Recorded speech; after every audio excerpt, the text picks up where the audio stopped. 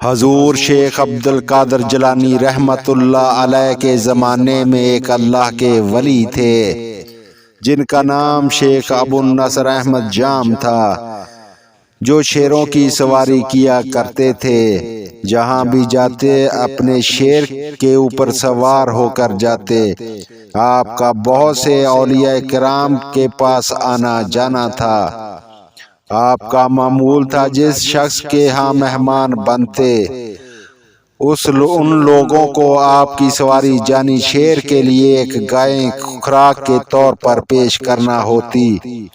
ایک مرتبہ آپ ایک بزرگ کے پاس گئے، انہوں نے بھی ایک گائے کا انتظام کیا تو آپ کو ایک مشورہ دیا کہ آپ ایسا کریں، بغداد چلے جائیں، وہاں شیخ عبد القادر جیلانی رحمت اللہ علیہ کے مہمان بنے۔ وہ غوث اعظم رحمت اللہ علیہ آپ کی بہت خدمت کریں گے۔ تو آپ وہاں سے فارغ ہو کر بغداد کے لیے روانہ ہوئے۔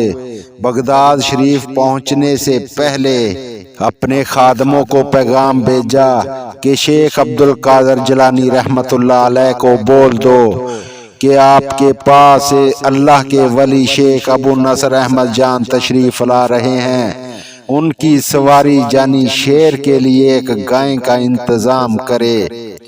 شیخ عبد القادر جیلانی رحمت اللہ علیہ کو پہلے سے علم تھا، تو آپ رحمت اللہ علیہ نے اپنے خادم کو گائے کا انتظام کرنے کو کہا۔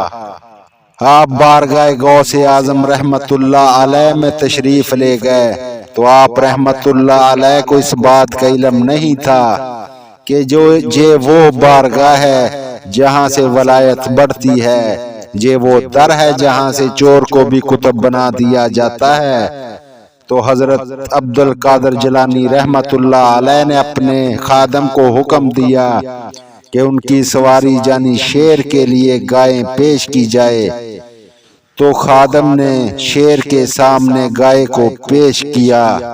شیر نے اس گائے کو کھانے کے لیے اس پر حملہ کیا تو اچانک شیخ عبد القادر جیلانی رحمت اللہ علیہ کے در کے کتے نے اس شیر پر حملہ کر دیا اور اس کو چیر پھاڑ دیا۔ جب اس بات کا شیخ ابو نصر احمد جام کو پتہ چلا کہ میرے شیر کو ایک کتے نے مار دیا، تو آپ حضرت عبد القادر جیلانی رحمت اللہ علیہ کے مرتبے کو سمجھ گئے اور حضرت عبد القادر جیلانی رحمت اللہ علیہ سے معافی طلب کی۔ تو دوستو، یہ ہوتی ہے اللہ تعالیٰ کے ولیوں کی شان۔